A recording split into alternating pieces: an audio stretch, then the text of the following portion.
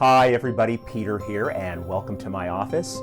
As you can see, I've been hard at work here on a project, but I had the inspiration to stop, take a break, and share a little bit of information with you. And so I want to start off this video by asking you a really important question. Are you ready? Okay, here's the question. Are you living the life you really want to live, or are you settling for the life you think you can live?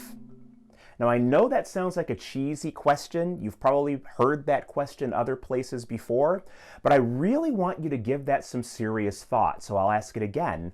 Are you living the life you really want to live, or are you settling for the life that you think you can live?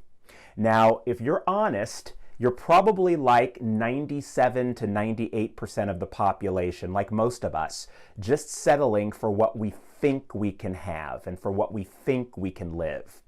And I want to challenge you to get beyond that and go for what it is that you really, really want. So how do you go about doing that? We're going to explore that in this entire series of videos that we'll have here on the channel. But let's start with the fundamentals here. The number one way to stop settling for what you think you can have and to really go for and achieve the life you really want to live is to start out by defining what it is that you really want. Now, here's the problem. Most of us are so conditioned by familial conditioning, societal conditioning, peer conditioning that's really insidious, that's really been infiltrated into our subconscious minds for most of our lives.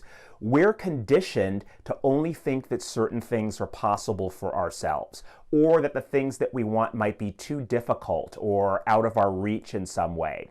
And so we tend to turn off that part of our mind that wants to think bigger for what we really want. And we tend to only aim so high because that's what we've been conditioned to do. Now, what we really want to start doing is to break out of that cycle. So how do we do that? Well, the first step is to really get very, very clear on what we want and to think bigger. Okay? So what I'm going to ask you to do now is just take a moment. Feel free to close your eyes if you want to, but just get in a really, really nice, relaxed state. And as you get into that relaxed state, really ask yourself the question, no pressure on yourself, but really ask yourself the question, if I could live the ideal life that I really, really want, what would that life be like? And really start imagining that, really start thinking about that, really start seeing that right now in your mind's eye. Where are you? Where do you live? What are you doing? Who's around you? What are you doing with the people who are around you? How are you dressed? What kind of a vehicle are you driving, if you're driving one at all? Are you traveling any place? Where are you going?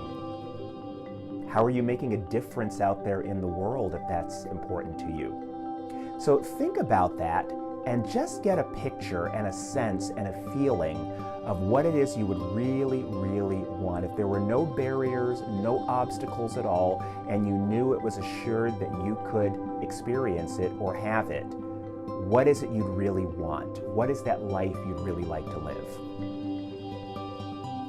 All right, so just kind of relax a bit and slowly come out of that.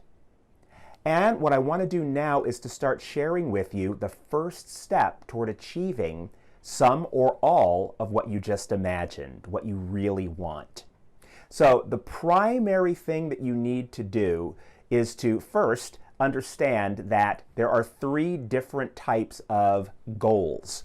And so what we want to do is to change your vision, what you started imagining just now, into the right type of tangible goal. And then we'll talk later in a later video about how to make the decision to move toward that tangible goal, and then what to do along the way to achieve that tangible goal. But the first step here is really already completed, to think bigger. So you've already done that part, and I'm going to invite you to do that even a little bit more and refine that after this video.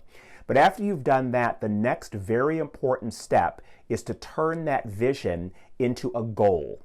and we want it to be a worthy goal. There's a very, very big difference between a worthy goal and a goal that's really not worthy. And I'm talking worthy of you and nobody else, or not worthy of you and nobody else. So how do you know that you have a worthy goal? Well, first thing is you've got to understand that all goals are not created equally.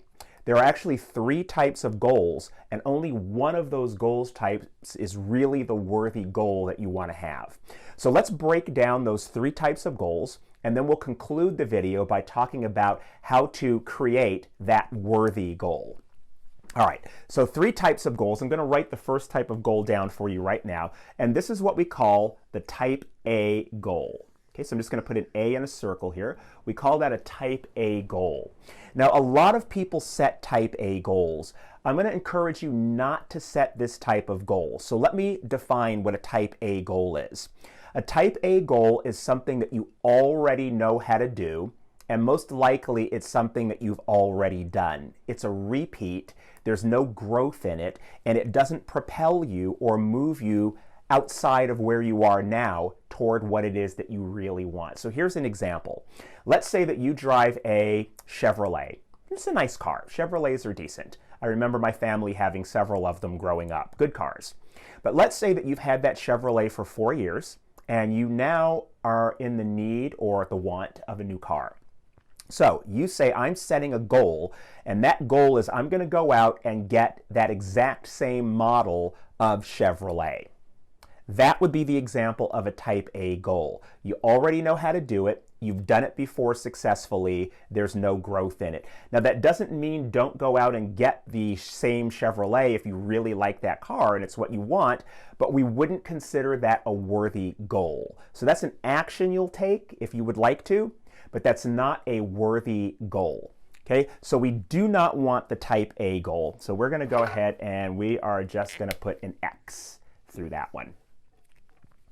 Now, I'm going to tell you about the second type of goal now, and this is the type of goal that most people set. We call this the type B goal.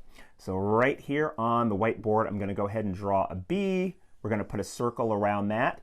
Now, the type B goal is kind of a dangerous trap, and here's why. The type B goal is an incremental improvement over the status quo, an incremental improvement over where you are right now. So that would be something like, I want to increase my income, and I'd like to increase my income 5% between this year and next year. Now, what's wrong with that type of goal? It sounds reasonable. It's what most people do. But here's the problem with that goal. One, it's not a big enough stretch. And the reason that that is a problem is that if it's not a big enough stretch, then it's not motivating. So if a 5% increase is 1,000 or 2 more a year in income, the stakes aren't really high enough. The motivation's not really there. We might dabble at it a little bit here and there, but it's not big enough or exciting enough to keep us interested, motivated, and moving forward. And because the stakes aren't high enough for us, and the bar isn't that much higher than where we currently are, these are the types of goals that are very easy to just kind of forget about and let drift away. If I don't hit that type of goal, no big loss. I'm still in a really decent position where I am now.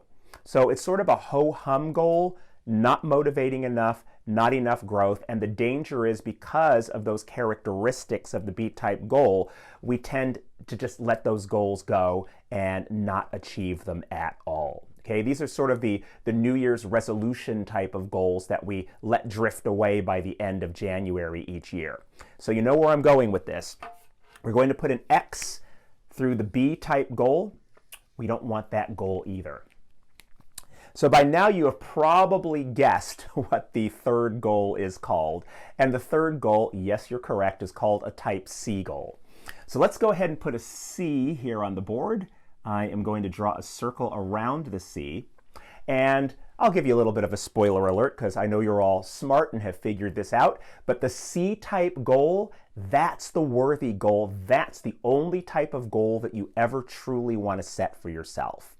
So what are the characteristics of a C-type goal? There are 4. The first is that it's what you really, really want, not what you think you can have or what you're willing to settle for. And the best way to know if it's what you really, really want is just imagine that there were no obstacles, there were no barriers, and that you were assured of achieving. What is it that you would really, really want? The second characteristic of a C-type goal is that you've never done it before. The third is that you don't know how to do it. And the fourth is that it scares you.